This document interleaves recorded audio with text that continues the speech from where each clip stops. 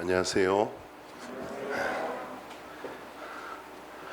아까 간증하면서 브라질이 멕시코보다 잘 산다 그러는데 브라질이 1인당 GDP가 7,500불입니다. 멕시코가 10,000불입니다. 그게 아니고 나라가 더 잘 사는 게 아니고 예배당이 다 아름답게 지어져 있어서 좀 더 환경이 좋았을 거예요. 저희가 정정하는 겁니다. 그래서 우리가 구약 성경 말씀 보겠습니다. 구약 성경 열왕기하 13장 말씀을 보도록 하겠습니다. 구약 성경 열왕기하 13장 14절부터 읽도록 하겠습니다. 엘리사가 죽을 병이 들매 이스라엘 왕 요아스가 저에게로 내려가서 그 얼굴에 눈물을 흘리며 가로되 내 아버지여 내 아버지여 이스라엘의 병과 마병이여 하매 엘리사가 저에게 이르되 활과 살들을 취하소서 활과 살들을 취하매 또 이스라엘 왕에게 이르되 왕의 손으로 활을 잡으소서 그 손으로 잡음에 엘리사가 자기 손으로 왕의 손을 안찰하고 가로되 동편 창을 여소서 곧 열매 엘리사가 가로되 쏘소서 곧 쏘매 엘리사가 가로되 이는 여호와의 구원의 살 곧 아람에 대한 구원의 살이니 왕이 아람 사람을 진멸하도록 아벡에서 치리이다. 또 가로되 살들을 취하소서 곧 취하매 엘리사가 또 이스라엘 왕에게 이르되 땅을 치소서에 3번 치고 그친지라. 하나님의 사람이 노하여 가로되 왕이 5-6번을 칠 것이니이다. 그리하였다면 왕이 아람을 진멸하도록 쳤으리이다. 그런즉 이제는 왕이 아람을 3번만 치리이다 하니라. 22절을 보겠습니다. 요아스 왕의 시대에 아람 왕 하사엘이 항상 이스라엘을 학대하였으나 여호와께서 아브라함과 이삭과 야곱으로 더불어 세우신 언약을 인하여 이스라엘에게 은혜를 베풀어 긍휼히 여기시며 긍고하사 멸하기를 즐겨 아니하시고 이때까지 자기 앞에 쫓아내지 아니하셨더라. 아람 왕 하사엘이 죽고 그 아들 벤 하닷이 디시라의 왕이 되매 요아하스의 아들 요아스가 하사엘의 아들 벤 하닷의 손에서 두어 성읍을 회복하였으니 이 성읍들은 자기 부친 요아하스가 전쟁 중에 빼앗겼던 것이라.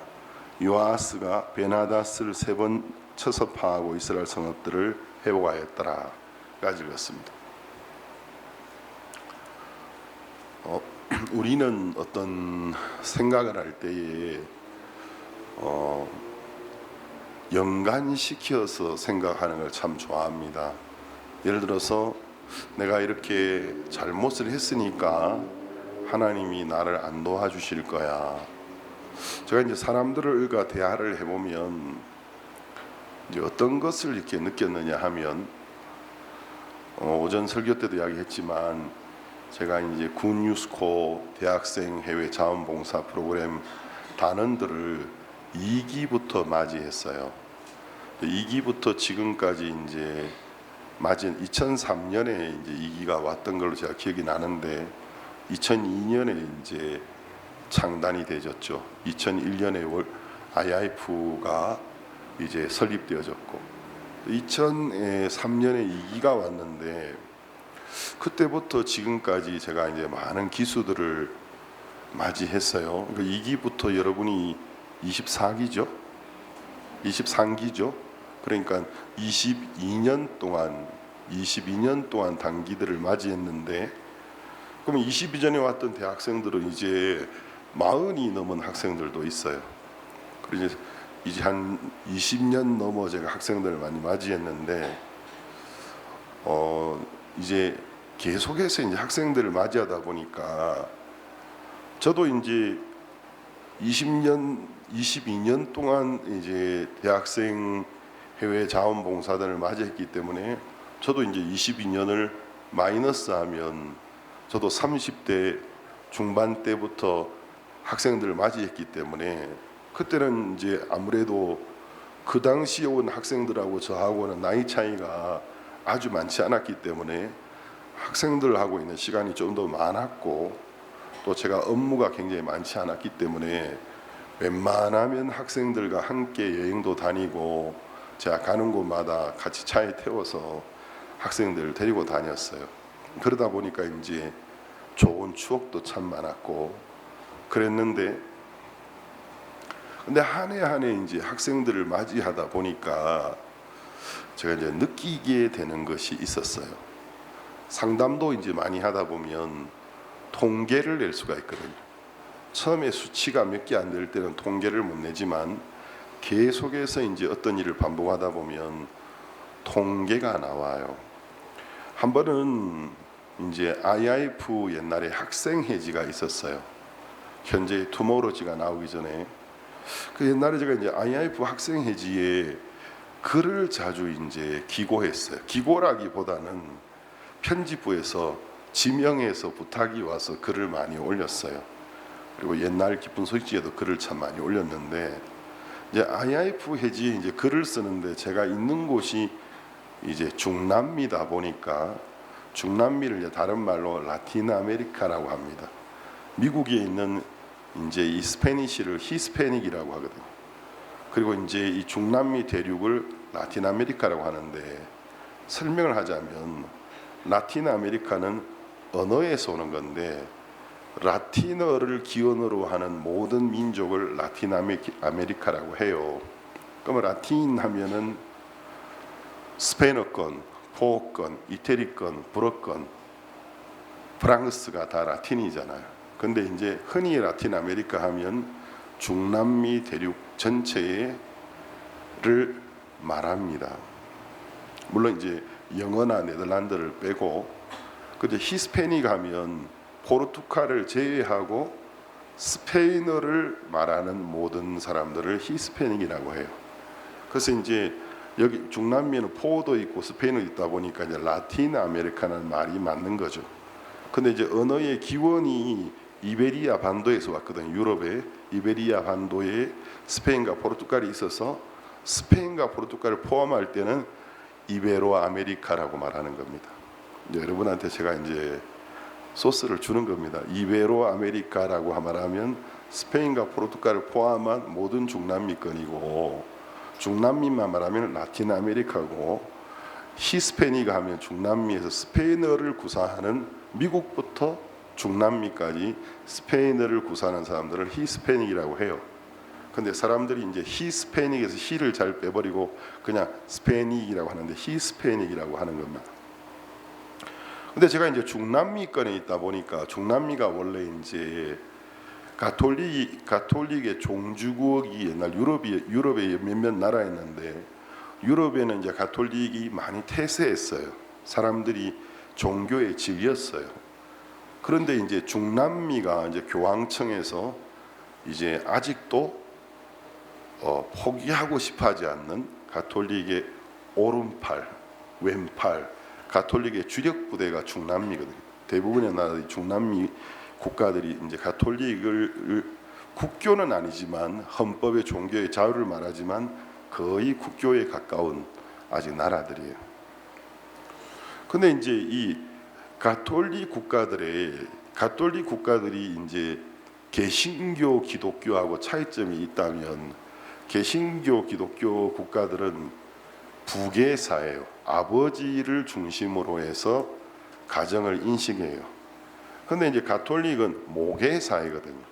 교리 자체가 여러분이 이렇게 보면은 예수님은 맨날 애기고 엄마 품에 안겨 있는 애기고 조그맣고 엄마가 중재를 하는 거예요. 그래서 이제 너무 인간적인 해석이지만 아버지가 자식에게 화가 났을 때 엄마가 중간에 중재하지 않느냐, 그런 식으로 이제 이야기를 하는 거죠. 신성 모독에 해당되는 건데, 그러면 하나님이 중재해주는 예수님 말고 다른 여자가 한 명 더 있어야 되냐, 하여튼 이제 그런 거예요. 그러다 보니까 이제 이 가톨릭 국가들은 모계 사회거든요. 어머니의 파워가 막강해요. 근데 이제 부계 사회는 이제 아버지의 이미지가 강하다 보니까 자식을 사랑하지만, 아버지는 사랑하지만 자식들이 잘못됐을 때 어머니보다는 좀 더 엄하게 다스리잖아요.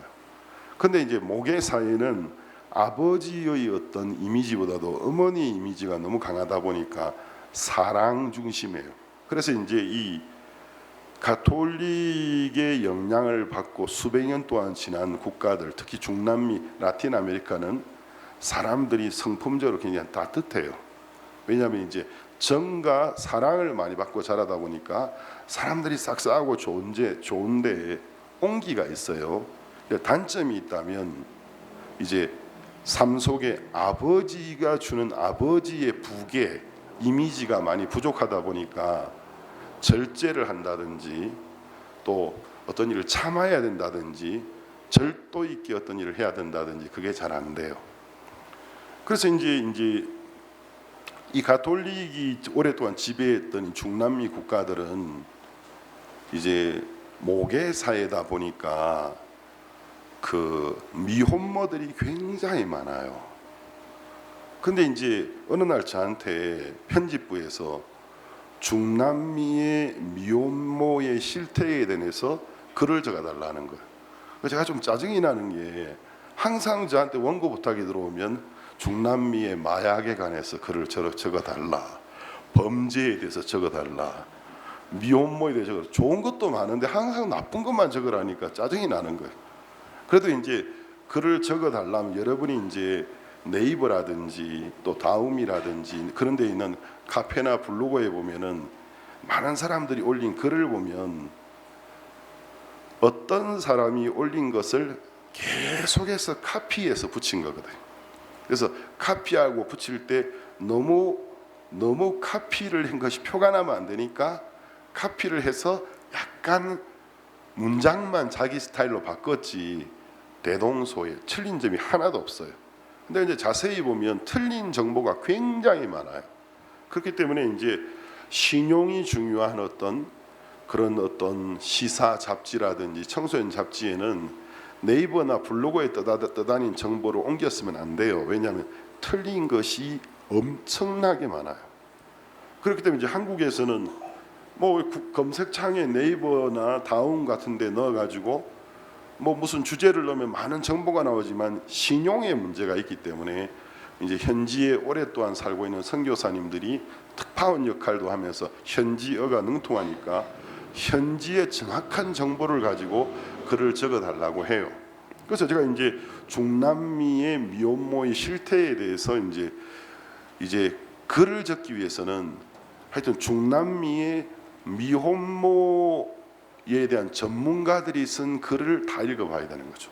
근데 분량이 너무너무 많아요. 그래서 이제 제가 페루 있을 때라서 현지인 사역자들한테 내가 이런 글을 적어야 되는데 나를 좀 도와줘라. 너희들이 인터넷 나 혼자 찾는데 한계가 있으니까 전문가들이 이 부분에 전문적으로 연구하는 학자들이 수많은 미혼모들을 만나보고 쓴 이제 논문들이 있으면 그걸 일단은 모으고 그 논문들이 모아지면 그 내용을 읽어보고 그 내용에서 나오고 있는 정확한 통계적인 것을 나한테 좀 줘라. 그래서 이제 축약을 해서 딱 들어오면은 축약을 해서 보내줘도 양이 방대해요. 근데 그건 제가 다 읽어야 돼요. 근데 보니까 이제 칠레의 한 대학에 중남미 미혼모 분야에 있어서 최고의 전문인 박사가 계신 거예요. 근데 그분이 수많은 미혼모들과 인터뷰를 하면서 이제 그 미혼모들에게서 공통적인 것을 하나 발견한 거예요. 그게 뭐냐면 대부분이 이제 미혼모들이 어린 시절에 친부모가 아닌 한쪽이 양부모에게 자랐거나 대부분이 그래요. 친부모님이더라도 부부 사이에 굉장히 문제가 많은 가정에서 태어난 거예요. 자란 거예요. 근데 자라면서 이제 부모님이 서로 간의 갈등이 심하거나 또 이제 이혼의 경험이 있거나 또 이혼의 경험이 여러 번 반복된 경우에 자기 인생에 자기 마음을 갈무리하기 힘들다 보니까 자녀들에 대하여 충분한 마음을 주지 못할 때가 많아요. 자기 인생 문제 해결하느라고. 근데 그런 집에서 이제 자란 특히 여자아이들은 남자아이들보다 훨씬 예민해요. 저도 이제 아들도 있고 딸도 있는데 키워보니까 아들은 몇 명 키워도 아들 키우는 게 편해요. 딸은 엄청 예민한 거예요. 그 이제 아들 키우는 거 딸 키우는 게 좀 맛이 달라요. 근데 아들은 이제 막 씩씩하게 크는 거 보고 재밌고 딸은 착착 달라붙는 게 재밌거든요. 저 요 뒤에도 손명호 전사람 딸이 있는데 저런 여자애들은 딱 안기거든요. 아들은 절대로 저렇게 안 안깁니다. 조금 앉아 있다가 뻐게 막 밀어내요. 막 밀어내고 등을 뒤로 했다가 막 노라는 거지. 왜 나를 자꾸 안고 있느냐는 거지. 그러니까 남자애들이 여자애들이 키우면 참 다른데 여자들이 훨씬 남자보다 섬세해요. 특히 사춘기에. 그러니까 이제 그 부모에 대한 사랑의 결핍을 갖고 있다 보면 사랑에 대한 굶주림을 가지고 크는 거예요. 그래서 이제 자기 인생을 이제 비애하고 막 비약적으로 생각하고 그러다가 이제 어느 날 친구들과 함께 중남미는 이제 유럽도 마찬가지로 파티 문화가 굉장히 발전해 있거든요. 주말은 반드시 파티가 있어요.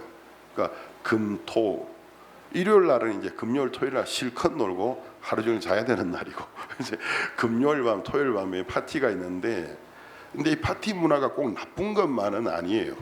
중산층 이상의 집안들은 파티 문화에 부모님이 아이들을 데리고 가요. 그래서 사춘기 때부터 이렇게 사교, 그러니까 나쁜 뜻이 아니고 건전한 분위기에서 사교를 배우는 거예요. 어떻게 말하고 행동하고. 근데 그런 파티에 갈 때 남자애들은 이제 청소년만 돼도 양복을 입고 가죠.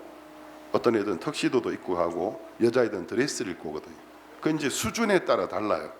그런데 이제 동네가 경제적으로 좀 많이 떨어지면 똑같이 파티는 해도 이제 좀 수준이 달라져요. 음악도 다르고 또 부모님이 동행하는 것도 다르고 이제 그런 분위기에서 이제 그런 데는 거의 디스코텍처럼 꾸며놓거든요. 근데 이제 아직은 청소년인 이제 여학생이 거기 가는데 일단 분위기가 사람을 들뜨게 하는 거예요. 근데 그런 분위기 속에서 어느 날 마음에 드는 남자를 청년을 한 명 보게 되는 거예요. 그럼 누가 이제 서로 잘 보이고 싶을 때 누가 자기의 못난 모습을 보여주려고 합니까?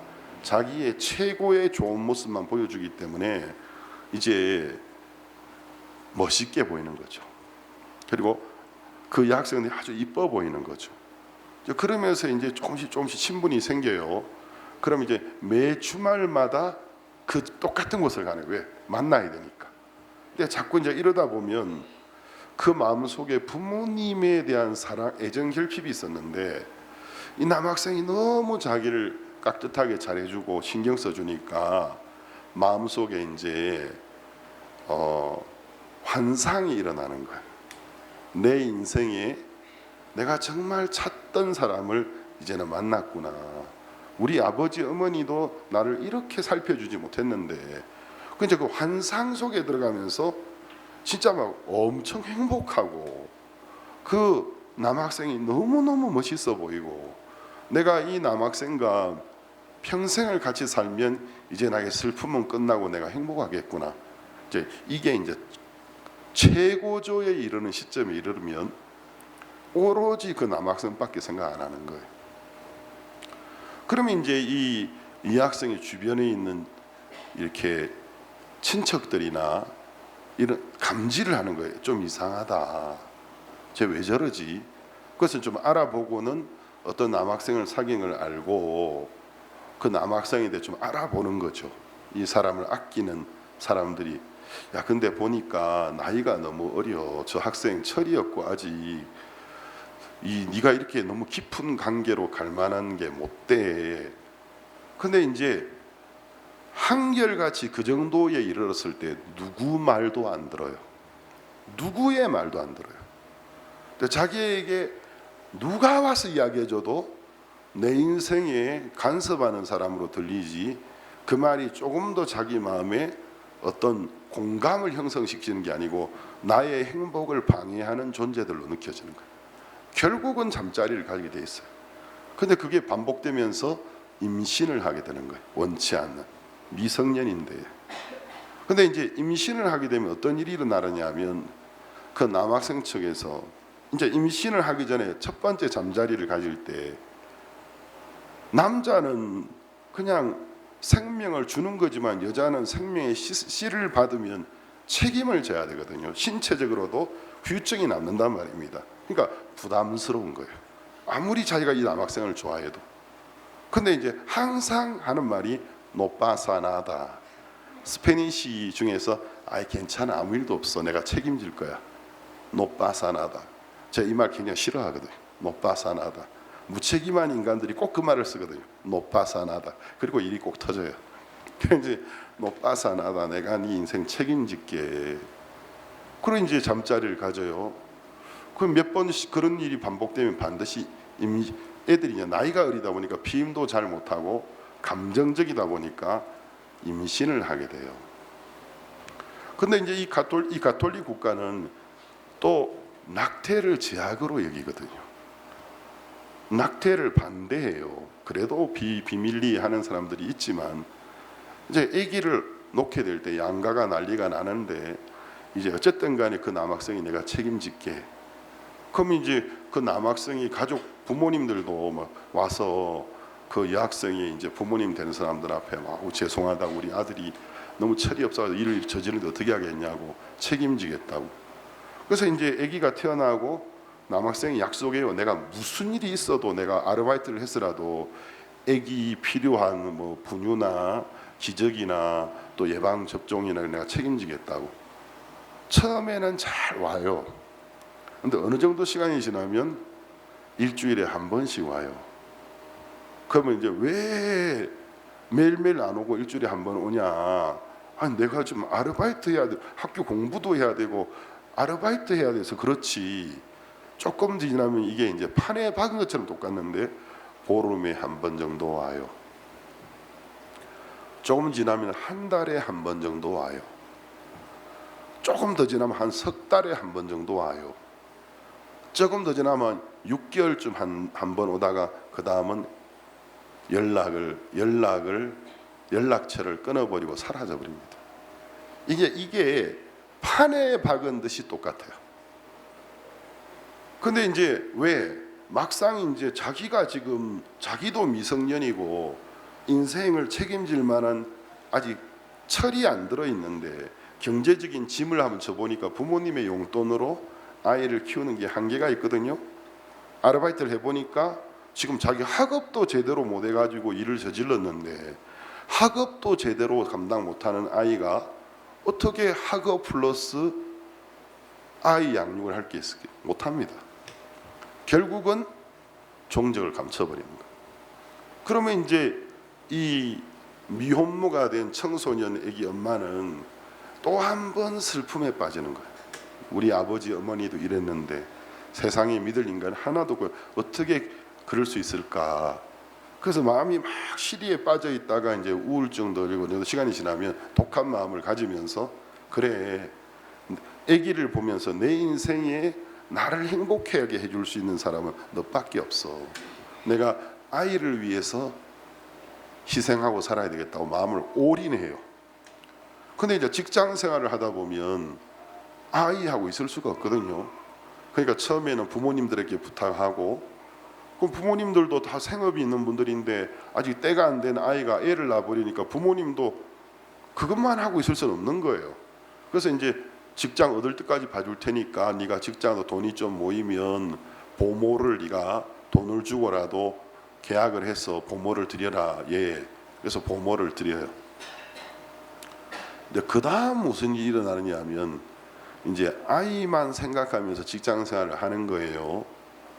그래서 직장을 돌아오면 이제 애가 자는 모습 보고 이제 애 행복을 느끼고, 몸은 힘들어도 행복하고 울기도 하고.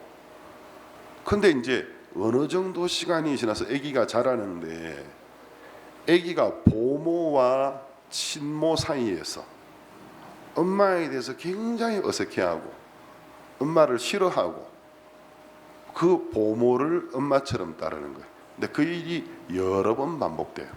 그걸 보면서 다시 한번 마음에 실망이 찾아오는 거예요. 나는 우리 아기 하나만 바라보고 살라 했는데 이것도 아니구나. 이 아이가 나를 싫어하는구나. 나이가 들면 들수록 그러면서 이제 인생의 정신줄을 놓아버리는 거예요. 될 대로 되라. 그러면서 이제 한 아가씨가 이제 진짜 정신줄 놔버리니까 인생을 막 사는 사람으로 변해버리는 거예요. 그러면서 막 이 남자 저 남자 평생에 뭐 동거했던 남자를 몇 명씩 바꾸면서, 그러면서 이제 책임질 수 없는 아이들이 나서 나중에는 자기도 어떻게 해야 될지 모르면서 비탄에 빠져서 비참한 인생을 살게 돼. 이게 이제 이 박사가 수많은 미혼모들을 만나보면서 통계를 통해서 내린 결과였어요. 그게 저한테 굉장히 도움이 됐어요. 글을 썼지만 그 다음 제가 이제 우리 교회 청소년들 상담을 딱 해보면 판에 박은 듯이 똑같은 거라. 근데 이게 이제 통계라는 건 그래서 어느 정도의 신빙성을 가지고 있는 겁니다. 왜냐하면 수많은 사람이 공통적으로 하고 있는 이야기라는 거죠. 저도 이제 한 22년 동안 대한민국의 대학생들을 11개월, 또 개중에는 재단기를 한 학생들도 있었거든요. 또 어떤 학생들은 대학을 졸업하고 아예 직장을 단기 생활을 했던 그곳에 와서 직장을 구직해서 사는 경우도 있어요. 지금도 우리 멕시코 단기 출신 유학생들이 있지만, 근데 제가 이제 이 학생들을 계속 만나다 보니까, 물론 중국이나 일본이나 다른 데서도 학생들이 오긴 왔었어요. 근데 제가 이제 한 해 한 해 학생들을 만나면서 뭘 느끼느냐 하면 대한민국의 이혼율이 급증하고 있다라는 사실을 느끼기 시작했어요. 왜냐하면 전에는 20년 전에는 한 기수에 보통 6, 7명이 오면 1명 정도 부모님이 이혼한 경우가 있었어요. 근데 이제 한 해 한 해 지나면서 부모님이 이혼한 경험이 있는 학생들의 수가 점점 많아져 갔어요. 그래서 내가 이게 지금 우리 대한민국 사회가 전체적으로 가정이 붕괴되고 있구나. 그리고 또 이제 뭘 제가 이제 느꼈느냐 하면 어느 기수 한 11기, 12기, 13기쯤 왔을 때 애들이 이제 마음이 열리니까 미주알, 고주알 자기 인생 이야기를 다 해요. 안 물어봐도 부모님들 이야기죠. 목사님, 요즘 대한민국에는요 남편이 있고 아내가 있고요 애인이 있대요. 요즘은 애인이 없으면 바보예요. 우리 엄마도 우리 아빠 말고 애인이 있어요. 우리 아빠도 우리 엄마 말고 애인이 있어요. 요즘 그런 사람 많아요. 그렇게 하면 바보래요. 그냥 들으면서 또다시 이혼율이 급증하는 거로 끝나는 게 아니고 희한한 세상이 오고 있구나. 그래서 남편이 있고 아내가 있고 별도로 만난 사람 또 따로 있고. 그래서 근데 이제 제가 학생들하고 상담을 많이 하다 보니까 어떤 걸 느끼게 됐느냐 하면 사람의 지구상에 지금 한 80억쯤 되나요? 그렇죠? 80억쯤 되는 이 현재의 인구가 있지만 이 시대에 혈액형은 80억 개가 있지 않아요. 인종이 다르든 문화가 다르든 혈액형은 딱 몇 가지 유형밖에 없어요. A형, B형, C형은 없잖아요. 그렇죠? AB형, O형. 그리고 이제 RH 마이너스 플러스 이 정도인데 80억의 인구가 있어도 혈액형의 유형은 A형, B형, AB형, O형 또 RH 마이너스가 있는데 모르겠으면 또 특별한 유형이 있는지 하여튼 뭐 특별한 제가 잘 모르는 어떤 유형이 있다 해도 10가지를 넘지 못해요. 그러니까 이제 80억의 인구가 있는데 막상 혈액형은 몇 가지로 혈액형으로 80억을 군집을 지을 수 있단 말입니다. 그와 똑같이 많은 사람을 상담해 보니까 우리 사람이 가지고 있는 특징이 뭐냐면 자기는 특별하다라는 생각을 가지고 있어요. 아무도 나를 이해 못해. 아무도 날 이해 못해. 나의 아픔, 나의 외로움, 나의 힘든 걸 이해 못해. 모두가 그렇게 생각하는데 이야기를 딱 하다 보면 유형이 혈액형 정도의 유형으로만 딱 구별이 되죠. 그래서 이제 제가 세월이 흐르니까 이제 이 애는 이런 유형이구나. 부모님이 이혼을 해서 자라면서 이 학생은 자기가 가장 슬픈 일을 당했다고 생각하는구나. 그러니까 이제 유형이 딱 정해져요. 그러면서 내 마음속에 나도 내가 과거에 나만 특별한 일을 겪는 것처럼 생각하고 살 때가 얼마나 많았나. 근데 이제 세월이 지나면서 보니까 나와 비슷한 일을 겪고 있는 사람들이 굉장히 많더라는 거죠. 근데 맞는데 내가 인생에 반응하는 것과 전혀 다르게 반응하고 살아가는 사람들도 있다라는 사실을 알게 되었습니다.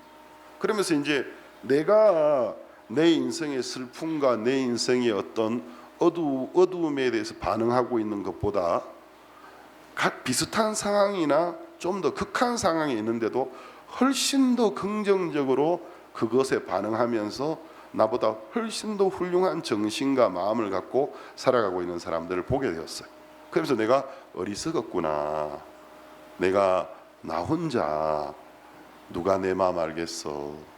나 이해해 줄 사람 아무도 없어. 하고 혼자, 그게 이제 어떻게 보면 자기를 믿는 거예요. 자기를 특별한 사람으로 여기는 그 마음이 얼마나 어리석었나. 내가 마음만 열면 나와 비슷한 형편에 있는 사람들을, 인종이 달라도 언어가 달라도 문화가 달라도 유형은 딱 정해져 있더라는 거죠. 제가 선교사로 살면서 어떤 재미를 붙였느냐 하면 1995년 12월 21일인가 제가 남미 파라과이의 수도 아순시온 선교사로 파송됐어요. 근데 제가 이제 첫날 밤을 이제 보내고 잠이 잘 안 오죠, 시차 때문에. 새벽녘에 이제 하도 새벽다구는 소리가 많이 들려가지고, 한 나라의 수도인데 곳곳에서 코끼요 하는데 개들이 짖고, 그래서 이제 밖에 나가서 마당 쪽에 이렇게 앉아 있었어요. 마당에 나무들이 굉장히 많고 어디선가 이렇게 숯불, 장작에 불 붙이는 냄새도 이렇게 공기 중에 오는데, 내가 지금 타임머신을 타고 어떻게 좀 뭐 시간을 거서 시간 여행을 온 것 같다, 이런 느낌이 들었어요. 지금도 이런 곳이 있구나. 두 번째, 걱정이 내 마음에서 올라오기 시작했어요. 나 평생 어떻게 살지 이렇게? 너무너무 인생이 지루할 것 같은 거예요. 대도시에 살다 보면, 대도시는 다이내믹하잖아요. 변화가 많고 사람도 많고 차도 종류가 다양하고 또 놀이공원도 참 많잖아요. 놀 것도 많고 볼 것도 많고. 근데 이제 볼 게 없어요, 자연 외에는. 그래서 내가 여기에 평생 어떻게 살지, 그 마음이 내 마음에 나도 모르게 새벽에 올라왔어요. 근데 시간이 좀 지나면서 부질없는 걱정인 걸 알게 되었어요.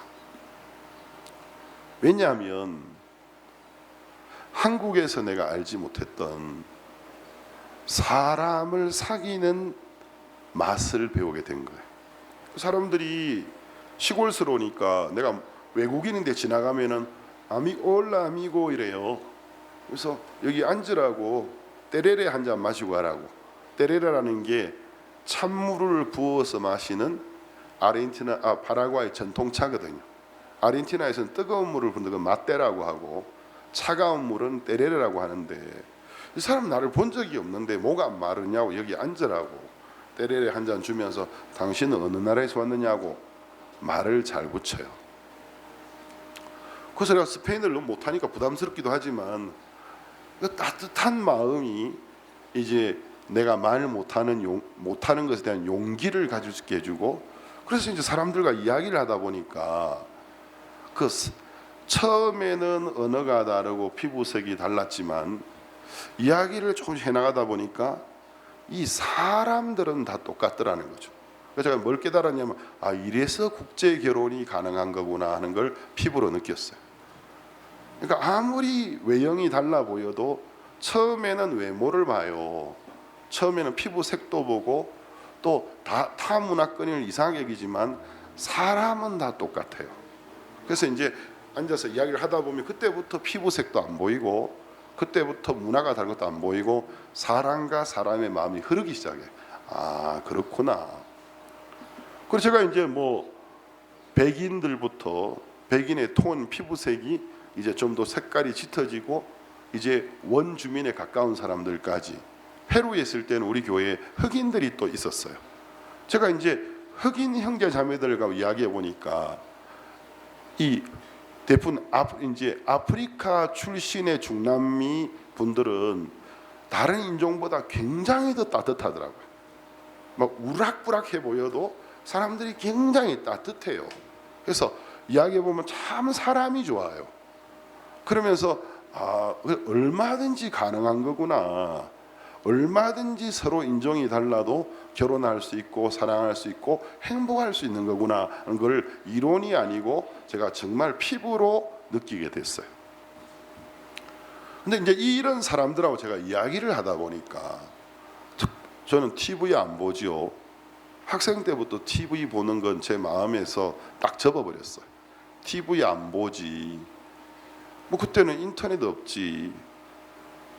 그러니까 이제 성경을 보거나 뭐 다른 책을 읽는 게 시간 소일거리인데 저녁에 이제 잠들기 전에 뭘 하고 자느냐 하면 둥그렇게 의자를 모아놓고 앉아서 같이 차를 마시는 거예요. 때레레를 마시면서 항상 시작은 서로 농담하면서 시작해. 하루에 일과에 있었던 이야기 하다가 자기 살다가 재밌었던 이야기 각자가 알고 있는 이제 어떤 유머를 이야기한단 말입니다. 그래서 참 막 웃어요. 근데 어느 정도 시간이 지나면 이제 조용해져요.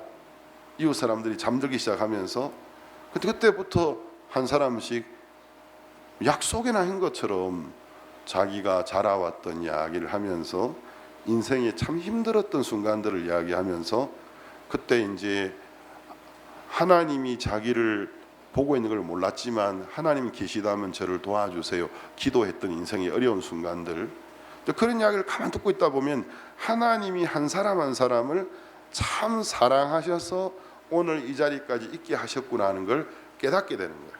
그래서 이제 이야기를 가만히 듣고 있다 보면 내 마음에 사랑이 일어나는 거예요. 내 마음에 그 형제를 참 아끼는 마음이 일어나는 거예요. 그 자매를 아끼는 마음이 일어나는 거예요.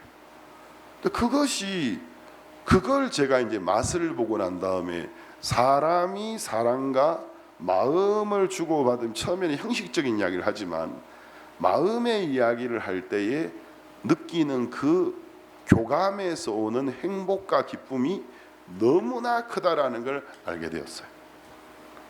그래서 제가 이제 95년 12월 21일 날 선교사로 갔고 그때는 이제 3년에 한 번씩 한국을 방문하는데 저는 3년하고 5개월 만에 한국을 처음 갔어요. 그 선교사로 와가지고 처음에 한 3년 고향이 그렇게 가고 싶거든요. 그래서 이제 지금은 이제 제가 이제 내년이면 30년이니까 만 30년이니까 한국 가면 별로 기대가 없어요. 이제는 가서 형제들 만나고 가족 만나고 일주일이면 끝이에요. 그래서 언제 기간 다 차지 이제 집에 빨리 가야지 이제 생각밖에 안 하는데 처음 갈 때는 한국이 가고 싶었단 말입니다.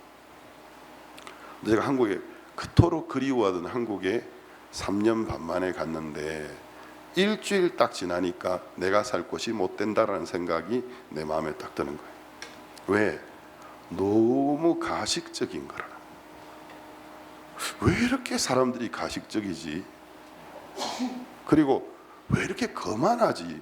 한결같이 왜 이렇게 거만하지 사람들이? 그러니까 겸손한 사람들을 못 보겠는 거예요.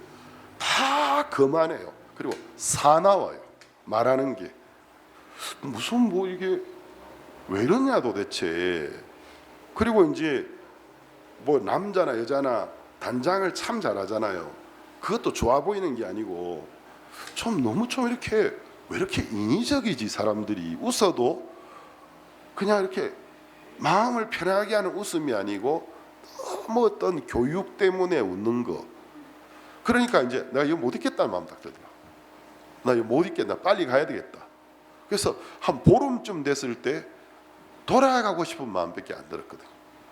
그러면서 뭘 깨닫게 되냐면 내 마음이 한국에서 파라과이로 옮겨가 버렸구나. 그걸 알게 되었어요. 지금도 저는 이제 가치관이 달라요.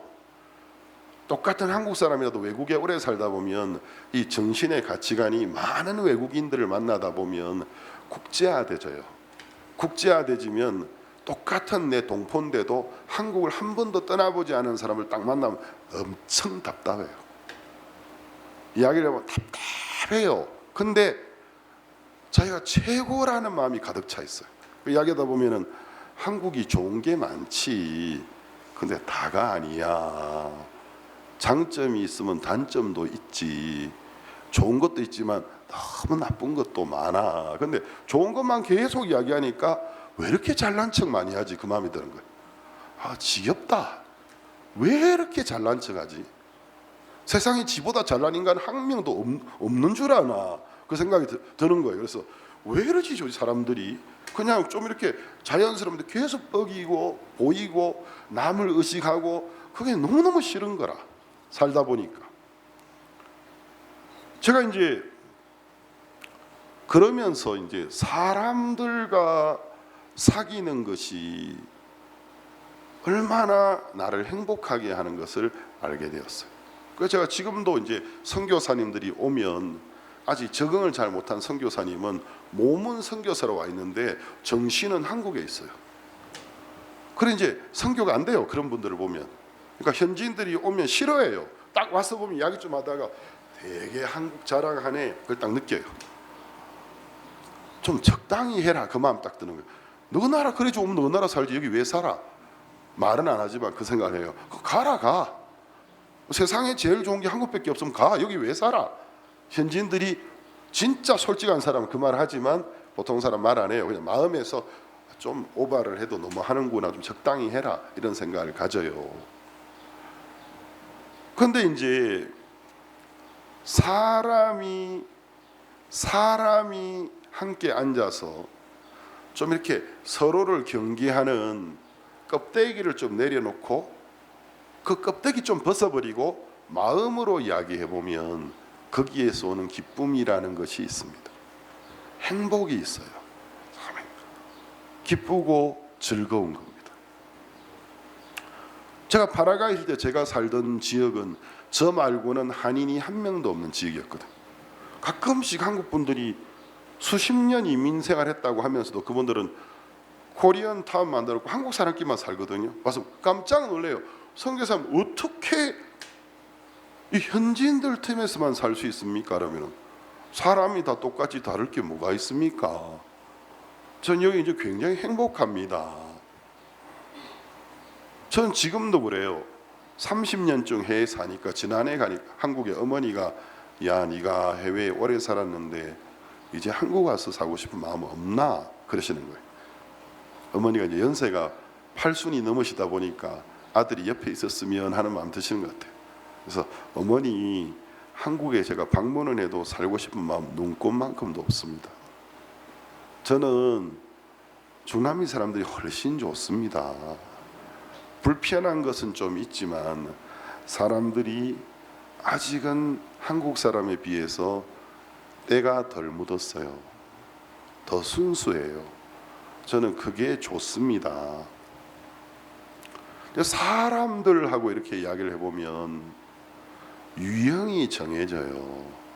아마 여러분도 앞으로 많은 사람을 만나는 일을 하다 보면 어느 날 어떤 감각이 올 겁니다. 모든 사람은 자기가 특별하다고 생각하는구나. 자기가 못났다고 말하면서도 네가 나를 어떻게 알아? 나의 케이스는 특별한 케이스야. 항상 요 생각 가지고 있어요. 요 생각을 가지면서 다른 사람에게 마음의 문을 닫아버려요. 근데 내가 이제 마음의 문을 열고 듣다 보면 나 같은 사람이 굉장히 많아요.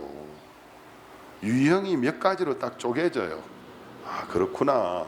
그래서 이제 80억의 인구 중에 내가 중심인 줄 알았는데 인생을 살면서 나는 수많은 사람들 중에 한 명이구나. 다 자기가 잘났다고 믿고 사는, 착각하고 살고 있는 80억의 인구 중에 하나구나. 그래서 누가 내 앞에 잘난 척하면 내가 막 그 사람 미운 게 아니고 나도 남 앞에서 얼마나 잘난 척하고 살았나.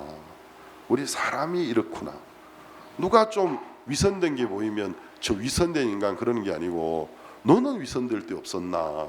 나도 위선될 때가 많았지. 생각이 이렇게 달라지면서 다른 사람들과 함께 이야기하는 게 참 편해진다라는 거죠. 그래서 우리는 자꾸 연관을 지으려고 해요. 내가 뭘 잘못했기 때문에, 내가 잘했기 때문에, 내가 잘못한 게 있기 때문에 하나님 나를 돕지 않으실 거야. 이 세상에는 연좌제라는 게 있어요. 연좌제라는 것은 어떤 집단 가운데 며칠 잘못했을 때 집단 전체에게 벌을 내리는 거예요. 책임을 추궁하는 건데, 지금도 세상에는 연좌제가 존재해요. 근데 하나님은 뭐라고 하시냐면, 하나님은 연좌제를 인정하지 않습니다. 하나님의 세계에는 연좌제가 없어요. 자, 우리 한번 보겠습니다. 구약 성경 에스겔 18장 말씀 한번 보겠습니다.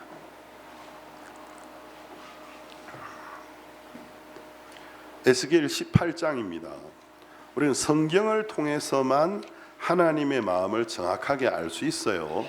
구약 성경 에스겔 18장 20절입니다.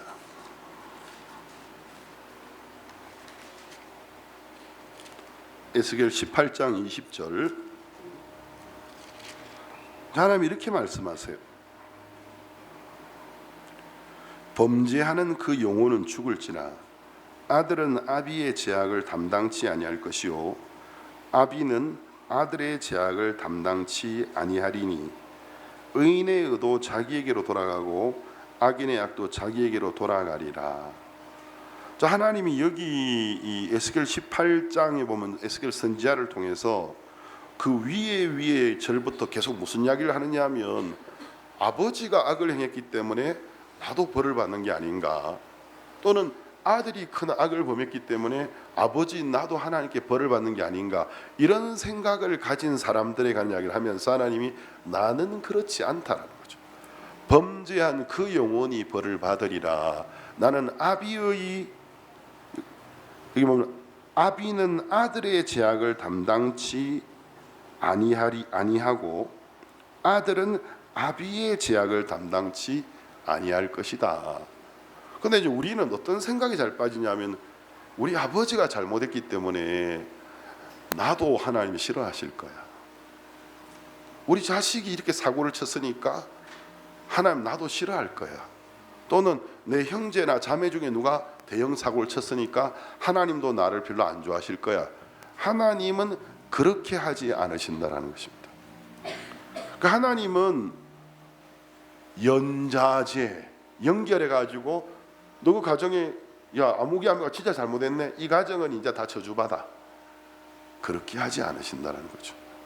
설령 아버지가 잘못했을지라도 그 아들이, 자기는 아버지의 아들이니까 유전적으로 아버지와 비슷한 면이 많아요. 저는 사춘기 때 아버지를 정말 싫어했거든요. 아버지 때문에 우리 가정이 어렵다고 생각했기 때문에 진짜 아버지 닮았다라는 게 저한테 욕이었어요. 욕. 저한테 가장 저를 모독할 수 있는 방법은 너가 아버지 닮았다 하면 그게 가장 저를 욕하는 거였어요. 진짜 아버지가 싫었어요. 근데 세월이 지나면서 내가 외모만 그런 게 아니고 아버지가 가지고 있던 습관들까지 나도 모르게 그게 나오는 걸 느끼는 거죠. 그래서 내가 아버지의 아들이 맞구나. 당연한 이야기죠. 아버지 아들이 맞지 그러면 어머니의 아들 딸이 맞고. 그러니까 이제 우리 유전적으로 이제 아버지가 예를 들어서 큰 잘못을 범하면 그 아들이 그런 어떤 아버지의 전철을 밟을 확률이 높은 건 사실이에요. 왜냐, 성품적으로 생각하는 방식이나 생활 습관이 비슷하기 때문에. 근데 그때 이제 사탄이 우리 마음속에 무슨 생각을 넣어주냐면, 너 아버지가 그랬으니까 너도 그렇게 될 거야. 너 엄마가 그런 거 보니까 너도 그럴 거야. 사탄은 이런 생각을 우리에게 넣어줘서 우리 마음에 희망을 앗아가서 나를 무너뜨리려고 해요. 그런데 하나님은 나는 그렇게 하지 않는다라는 거죠. 내가 아비의 죄악을 아비의 죄악을 아들에게 담당시키지 않고 아들의 죄악을 아비에게 담당시키지 않는다. 다른 말로 하면 어떤 환경에서 있든지 간에 내가 정말 하나님을 찾고 하나님을 의지한다면 하나님은 그 사람에게 은혜를 베푸시는 분이라는 것입니다. 그럼 오늘 읽은 이제 이 본문 말씀, 본문에 보면 이 말씀을 제가 이제 간략하게 줄이면 이런 거예요. 이제 이스라엘이 두 개의 나라로 쪼개져 가지고 이스라엘 왕국과 유다 왕국이라는 곳이 있었어요.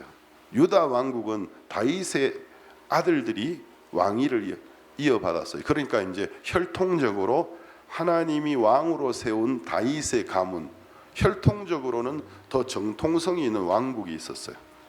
그러면 똑같은 나라가 반으로 쪼개지면서 이스라엘 왕국은 이제 정통성에서는 좀 떨어지는데 이제 능력 있고 유명한 자들이 왕이 되었어요.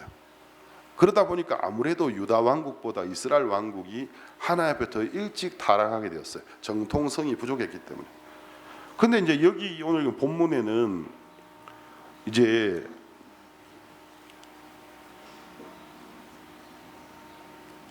요아스라는 왕이, 이스라엘의 요아스라는 왕이 재임하고 있던 통치 기간이었어요. 근데 요아스 왕의 아버지는 누구냐면은 요아스라고, 제가 자꾸 스페인식으로 발음을 하는데 이 요아스 왕의 아버지는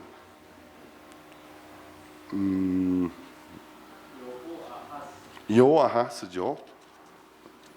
였는데 그 아버지가 하나님 앞에 죄를 범한 왕이었어요.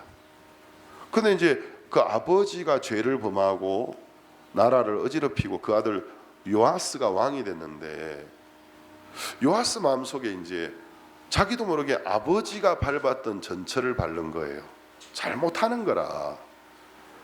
근데 이제 그 이스라엘의 요아스 왕이 통치하던 시기에 이스라엘 왕국에 능력 있는 하나님의 선지자가 한 명 있었어요. 엘리사라는 하나님의 선지자였어요. 근데 엘리사가 이제 나이가 들어서 죽음이 가까웠는데 자기가 이제 여호아하스나 요아스를 볼 때 하나님 앞에 잘못한 것이 많은 왕이지만 하나님 앞에 능력 있는 선지자 죽기 전에 요아스를 좀 돕고 싶었어요. 그래서 이제 요아스가 이제 그 엘리사 선지자의 집으로 병문안을 왔을 때 이제 엘리사가 몸을 겨우 일으키면서 왕이여 그러면서 그때 이제 이스라엘 최대의 이제 이스라엘의 경쟁 국가는 아람이라는 국가였어요. 시리아인데 지금의 시리아에 해당되는 아람 국가였는데 아람 국가 때문에 막 이스라엘이 계속 침공을 당하고 있었거든요. 그래서 이제 이 엘리사 선지자가 활과 화살을 가져오십시오. 그래서 그러더니 창문을 저 동쪽 창문을 여세요. 저 아람 사람들이 살고 있는 곳이 보이는 쪽으로 창문을 여세요. 그리고 화살을 활에다가 이제 넣고 실을 당겨서 겨냥하십시오. 그리고 이제 엘리사가 나이가 들었지만 자기 손도 들어서 두 손으로 요아스 왕의 손을 한 손으로 딱 잡아서 방향을 정확하게 맞추세요. 그리고 화살을 쏘십시오. 그래서 이것은 아람 나라를 향한 하나님의 구원의 화살입니다. 저 아람 나라가 진멸하기까지 이제 화살을 쏘고 난 다음에 다시 화살들을 손에 잡으세요. 이거는 아람 나라를 향한 하나님의 구원의 화살인데 땅바닥에 치십시오. 그러니까 요아스가 이제 얼떨결에 지금 엘리사는 온 마음을 다해서 하나님께 받은 그 능력을 가지고 돕고 있는 거예요. 이것은 아람 나라로부터 이스라엘 왕을 구원해 주는 하나님의 구원의 화살입니다. 쏘십시오.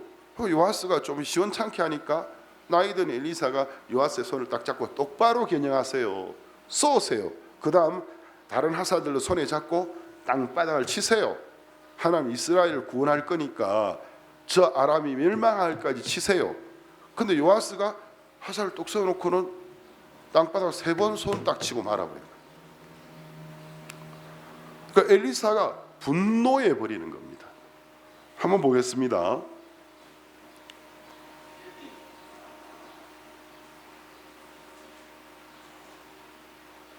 15절 엘리사가 저에게 이르되 할들과 살들을 취하소서.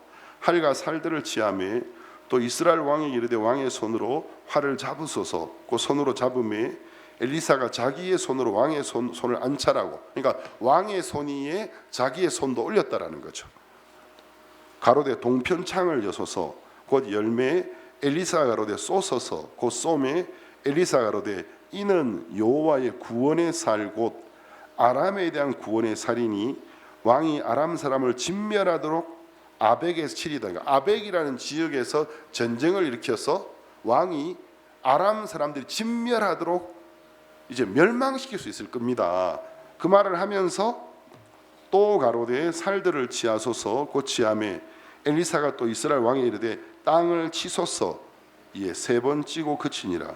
하나님의 사람이 노하여 가로되 왕이 5, 6번을 칠 것이니이다. 그리하였다면 왕이 아람을 진멸하도록 쳤으리이다. 그런즉 이제는 왕이 아람을 3번만 치리이다 하니라. 자, 분명히 엘리사가 뭐랬냐면 이 화살은 여호와의 구원의 화살입니다.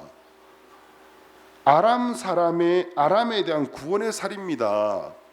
그래서 아람 사람을 진멸하도록, 그러니까 아람을 완전히 멸망시키도록 아벡에서 당신이 전쟁에 이기게 될 겁니다. 화살을 쏘고 이제 화살을 손에 쥐고, 이거는 구원의 화살이잖아요. 그러니까 땅을 치세요. 그러면 진멸하도록 치라였으면 엘리사가 그만할 때까지, 그것도 이제 이렇게 하면 안 되고 팍팍팍 하면서 엘리사가 손바닥 앞을 그만 치세요 할 때까지 쳐야 되는 거예요. 그런데 이제 아람이, 이 요아스 왕이 그 얼떨결에 이렇게 쏘고는 땅바닥에 손을 3번 말아버린 거예요.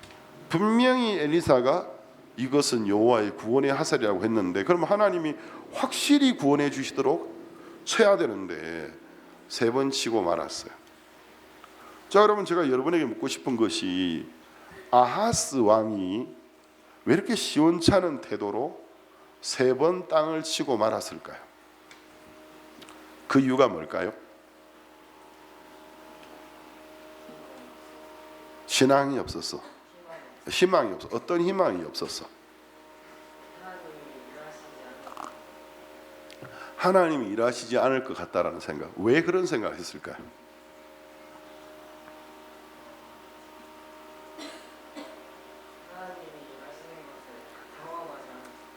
하나님이 일하시는 것을 경험해요. 그것도 맞지만 제가 이미 설명을 했죠. 아버지 요아스가 하나님 앞에 나쁜 왕이었거든. 자기도 왕이 됐는데 아버지가 하는 거하고 똑같은 짓을 자꾸 하고 앉아 있는 거예요. 그러니까 아버지도 잘못 살았고 자기도 잘못 살았어요. 그런데 하나님이 이제 엘리사 선지자를 통해서 은혜를 베푸는 거예요. 지금까지 너 아버지가 어땠든 간에, 네가 어쨌든 간에 하나님 너에게 구원을 주시려고 해. 그리고 아람 사람이 보이는 쪽으로 창문 열으라고 화살 쏠 때도 요아스가 좀 변변찮으니까 엘리사가 일어나, 나이가 들었는데 똑바로 잡으세요. 또 손을 요아스 손 위에, 요아스의 왼손에 자기 오른손, 요아스의 오른손에 자기 왼손을 들고 똑바로 겨냥하세요. 저기 아람이 있습니다. 쏘세요. 그래서 당신이 아벡이라는 곳에서 아람과 전쟁을 해서 진멸할 수 있을 겁니다. 그 다음 화살들을 다시 잡으세요. 땅바닥을 치세요. 그러면 구원의 화살이라고 했으면 손바닥이 진짜 아파서 못 칠 정도로 세게 팡팡팡 쳐야 되는데 한 3번 치고 말았어요. 그러니까 엘리사가 분노해 버리는 겁니다. 그럼 여기서 이제 우리가 왜 요아스가 한계를 스스로 정했을까? 3번만 치고 말자. 왜 한계를 정했을까? 왜 우리가 우리 삶 속에 하나님 앞에, 하나님은 나를 도울 준비가 돼 있는데 스스로 뭐 이쯤 하고 말지 하고 한계를 정하느냐? 왜? 요아스는 우리 아버지도 악한 왕이었고 나도 악한 왕이었는데 무슨 하나님이 나에게 그렇게 큰 구원을 베푸시겠어? 3번 바닥을 치고 말았다라는 것입니다. 근데 이제 우리가 뭘 알아야 되냐면, 하나님이 능력이 많으시지만 내가 내 마음에서 하나님께 한계를 정해버리면 하나님이 더 이상 일을 하실 수가 없어요. 예수님이 한 번은 내 말이 너희 마음 안에 거할 곳이 없는 고로 너희가 나를 죽이려 하는도다. 때때로 우리 마음에 다른 사람의 이야기를 받아들일 자리가 없을 때가 있어요. 내 생각이 너무 옳아가지고, 내 생각이 너무 가득 차가지고 다른 사람이 귀에 안 들려요. 내 말 들어봐, 듣고 싶지도 않아요. 듣는 신용해도 한마디도 안 들어와요. 그게 뭐냐면 마음에 다른 사람의 이야기를 받아들일 자리가 없다라는 거죠. 그럼 어떻게 되죠?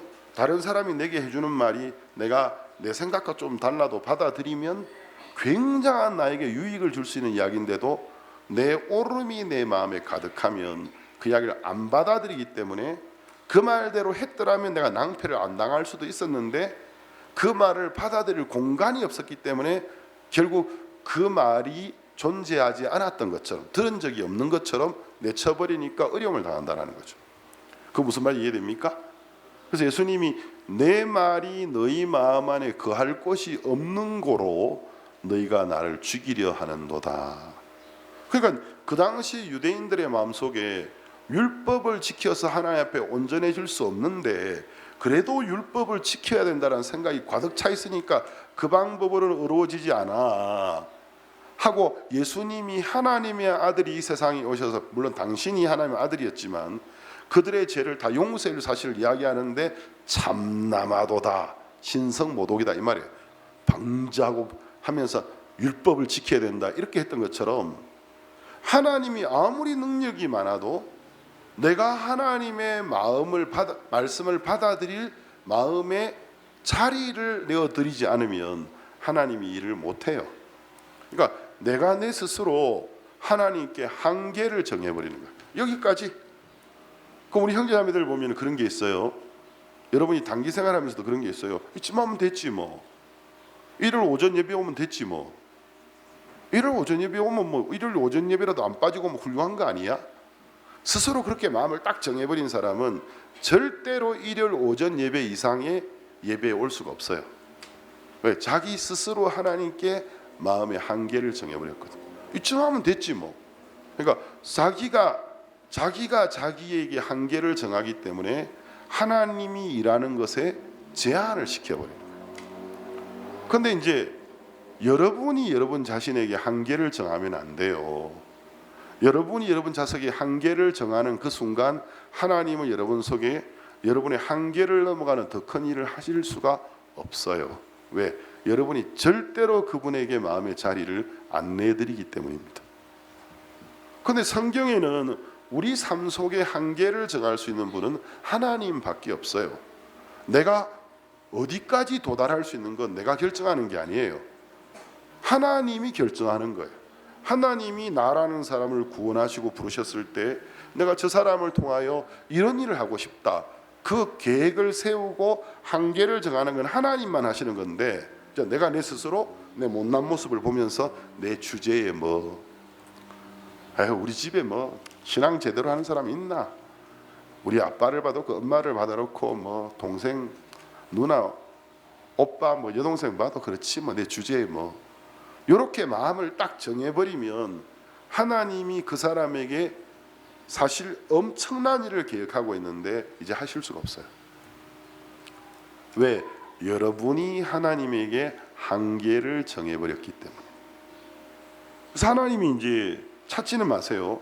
잠언 8장 29절에 보면 무슨 말이 나오냐면, 바다의 한계를 정하여 물로 명령을 거스르지 못하게 하심에 또 땅의 기초를 정하실 때, 그 성경에 보면 하나님이 이 세상을 만들 때 한계를 정해 주신 분은 하나님이라는 거예요.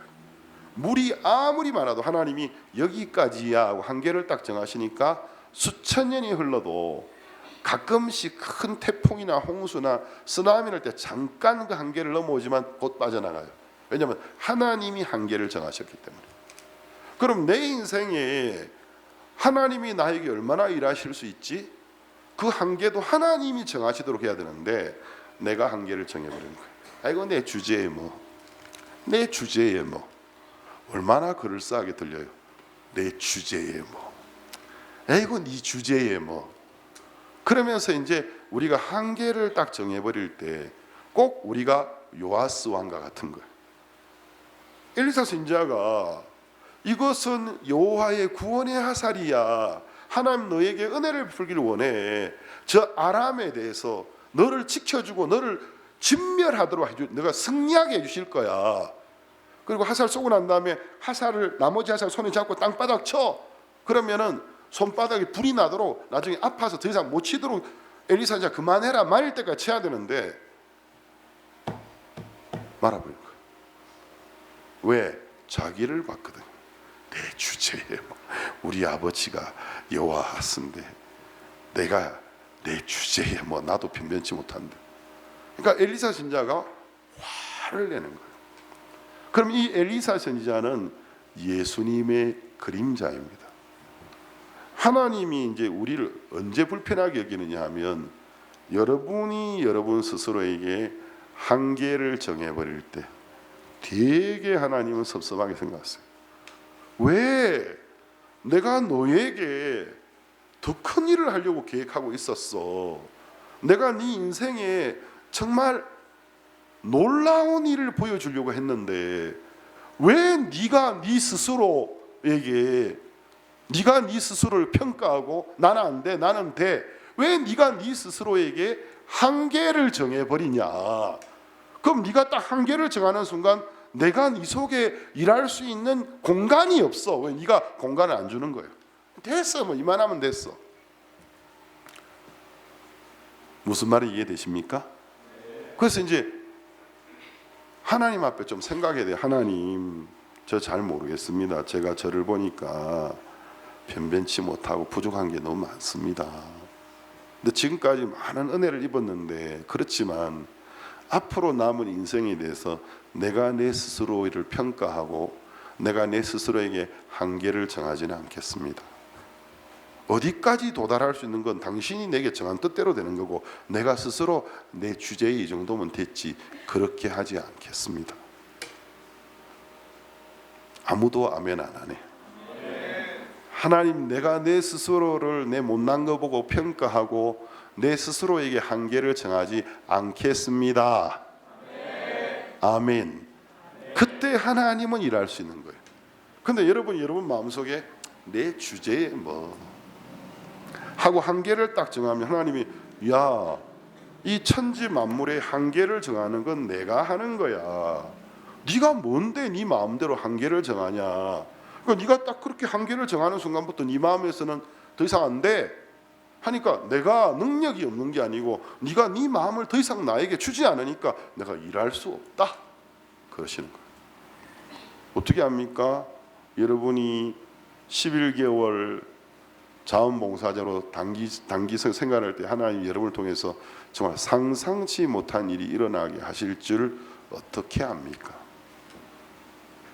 근데 여러분이 딱 그렇게 선을 끊는 순간 여러분의 인생에 엄청난 터닝 포인트가 올 수 있어요. 정말 놀라운 터닝 포인트가 올 수 있어요. 근데 딱 자기가 내 주제에 내가 지금까지 이렇게 잘못했는데 내 주제에 딱 그렇게 정하면 하나님 일을 못 하세요. 끝으로 한 가지 이야기만 제가 할게요. 구약 성경에 요셉이라는 하나님의 종이 있었어요. 요셉은 메시아의 그림자, 예수 그리스도의 그림자인데 요셉을 자기 집에 두었던 사람이 두 명이 있어요. 하나는 그 바로 왕, 바로는 우리 역사책에 파라온이라고 나오죠. 이집트의 왕들을 파라오라고 불렀는데 바로 왕의 그 시대 장관, 요즘 말로 하면은 대통령 경호실장쯤 되는 보디발이라는 사람의 집에 요셉이 있었어요. 근데 어느 날 보디발이 딱 보니까 야, 저 요셉이라는 저 히브리 종놈이 보통 사람이 아닌 것 같아. 어디서 저런 총기와 지혜가 있는데 무슨 일이든지 맡기면 그 손에서 다 해결되는 거예요. 그러면서 자기 집에 모든 것을 관리할 수 있는 집사로 삼았어요. 그러니까 보디발의 집이 너무너무 잘 되는 거예요. 근데 보디발에게는 약점이 하나 있었어요. 그게 아내였어요. 근데 이제 이 보디발의 아내가 나중에 요셉을 유혹하는데 잘 내용을 읽어보면 이 여자가 요셉만 유혹한 여자가 아니라는 걸 문장에서 느낄 수 있어요. 그러니까 옛날에는 그런 것이 비일비재했어요. 남자 주인이 여종들을 성적 놀이개로 삼고 여종들이 남종들을 성적 놀이개로 삼는 게 역사 속에 비일비재했어요. 그리고 자기 남편이 요즘 말로 하면 대통령 경호실장쯤 되니까 집을 비울 때가 많단 말입니다. 한 번씩 가면 뭐 어떨 때는 일주일씩, 어떨 때는 진짜 어떤 특별한 때는 한 달씩 집을 안 와요. 그래서 이제 이 여자가 종놈들을 성적으로 착취하는 습관이 있었어요. 근데 보디발이 그걸 전혀 모르는 건 아니었던 것 같아요. 이미 이전에 어떤 전과들이 있어요. 근데 어느 날 또 요셉을 유혹했는데 요셉은 하나님을 경외했거든요. 분노했죠. 왜 분노했냐면 지가 볼 때 아무것도 아닌 종놈이 자기의 청을 거절했다 싶으니까 분노가 올라가지고 이제 이 요셉에게 죄명을 뒤집어 쓰였단 말입니다. 보디발이 돌아왔어요. 대통령 경호실장 할 정도면, 당시에 바로 왕의 시대 장관할 정도 되면 정치 세계에서 잔뼈가 굵은 사람인데 바보가 그거 못해요. 딱 들을 때 이 보디발이 느낌이 왔어요. 근데 여기에서 막 이렇게 하면 너무 부끄러운 거라. 자기가 남자로서, 사람으로서 자기 인생의 스펙에 오점을 남기는 일이 있는데, 그러니까 제일 좋은 방법이 이 히브리 종놈에게 그냥 제명을 다 집어 씌워서 교도소 보내버리는 게 제일 편했던 거예요. 쫓아내버렸습니다.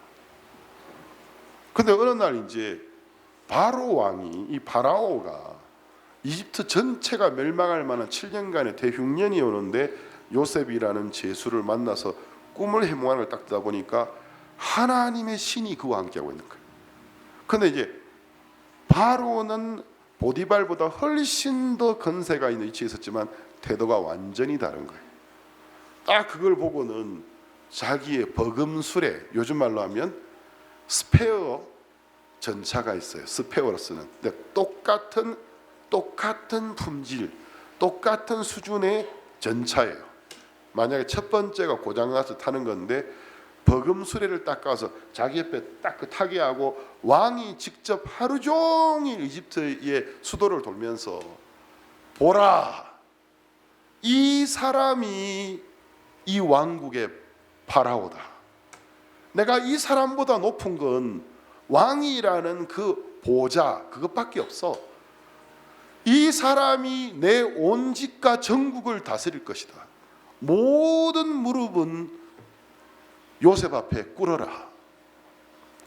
그런데 이제 이 바로는 이집트 전체와 자기 집안일까지 다 맡겨버렸어요. 요셉에게. 어떤 일이 났을까요? 망해야 될 왕조였는데 요셉이 정말 그 사람, 그 파라오의 그 재임 기간에 나라를 완전히 위상을 세워버린 거예요. 전 세계를 구원하는 나라로. 그러면 이 성경이 우리에게 뭘 보여주느냐 하면 요셉은 예수님의 그림자인데 예수님이 내 삶에 계신데 예수님을 대하는 두 부류의 그리스도인들이 있다라는 거죠.